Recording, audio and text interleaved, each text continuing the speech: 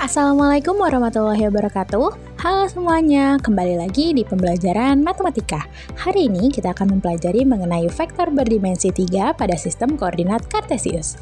Yuk kita mulai. Baik, kita akan mulai dari apa itu vektor berdimensi 3.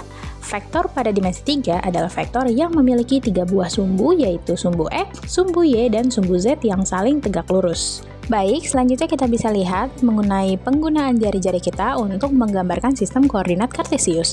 Kemudian di sebelahnya terdapat gambar mengenai vektor berdimensi 3, yaitu OP sama dengan XI ditambah YJ ditambah ZK, di mana I adalah vektor satuan dalam arah X atau horizontal, J adalah vektor satuan dalam arah Y atau vertikal, dan K adalah vektor satuan yang tegak lurus terhadap bidang XY. Arah horizontal negatif dinyatakan dengan negatif I, arah vertikal negatif dinyatakan dengan negatif J, dan arah negatif dalam Z dinyatakan dengan negatif Z. Panjang vektor diberikan sebagai berikut. Kita bisa lihat pada gambar, jika dari titik O arah komponen horizontal adalah timur ke barat, arah komponen vertikal adalah utara ke selatan, maka arah satunya lagi adalah atas ke bawah, atau depan ke belakang, atau tegak lurus terhadap bidang XY.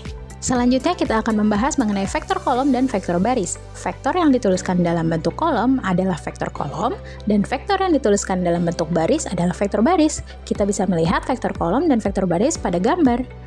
Baik, selanjutnya kita akan membahas mengenai vektor-vektor satuan. Vektor satuan dalam arah horizontal atau X adalah 1, 0, 0, kemudian vektor satuan dalam arah vertikal atau Y adalah 0, 1, 0, kemudian vektor satuan dalam arah tegak lurus terhadap bidang XY atau Z adalah 0, 0, 1. Dan di sini sudah disajikan dalam bentuk vektor kolom maupun vektor barisnya. Baik, selanjutnya kita akan membahas mengenai vektor satuan dari suatu vektor. Vektor satuan PQ adalah vektor PQ dibagi dengan panjangnya, yaitu bisa ditulis dengan A sub PQ sama dengan PQ per panjang PQ. Ingat, panjang vektor ditulis dengan garis mutlak seperti ini. Ini artinya kita sedang menghitung besar atau panjang dari vektor tersebut, bukan arah atau komponennya ya. Dengan membagi vektor PQ dengan panjangnya, kita akan mendapatkan vektor satuan, yaitu vektor yang panjangnya 1, tapi arahnya tetap sama dengan PQ. Contohnya bisa kita lihat pada gambar. Nah, selanjutnya kita akan membahas mengenai vektor posisi. Vektor posisi adalah vektor yang berpangkal di titik O atau 0,0 yang merupakan pusat koordinat dan berujung di suatu titik dalam sistem koordinat. Contohnya bisa kita lihat seperti pada gambar. Kita lanjut ke pembahasan berikutnya mengenai vektor berkebalikan.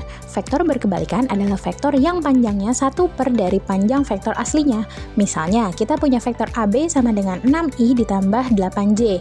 Panjang vektor AB adalah 10, maka vektor berkebalikan dari AB adalah 1 per 10 dikali 6I ditambah dengan 8J.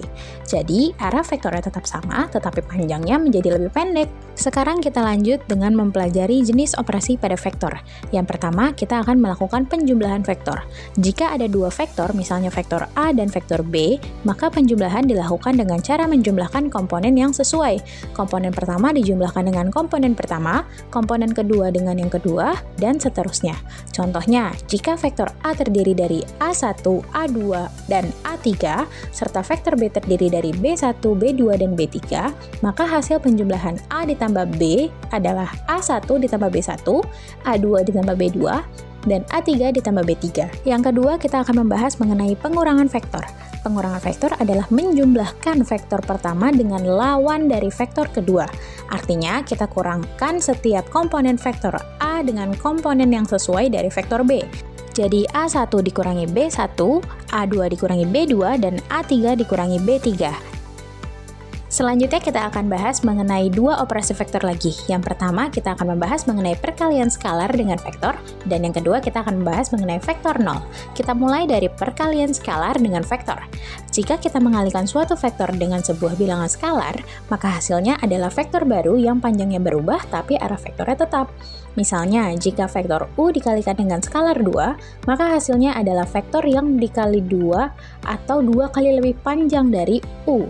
Kalau skalarnya negatif, maka arah vektor hasil perkalian akan berlawanan dengan arah vektor awal. Jadi, skalar positif memperbesar atau memperkecil panjang vektor tanpa mengubah arah. Sedangkan skalar negatif juga mengubah arah vektornya. Yang kedua, yaitu vektor 0. Vektor 0 adalah vektor yang tidak memiliki panjang dan tidak memiliki arah. Vektor ini ditunjukkan sebagai titik, karena titik pangkal dan titik ujung berada pada tempat yang sama. Contohnya, jika seseorang berjalan 100 meter ke barat lalu kembali 100 meter ke timur, maka perpindahannya adalah 0. Maka itulah yang disebut dengan vektor 0. Dan ya, pembelajaran hari ini selesai. Terima kasih telah menyimak pembelajaran hari ini. Semoga materi tentang vektor bisa kamu pahami dengan baik. Jangan lupa untuk terus belajar dan berlatih, karena pemahaman yang kuat datang dari kebiasaan berpikir dan mencoba. Sampai jumpa di video pembelajaran berikutnya. Dadah!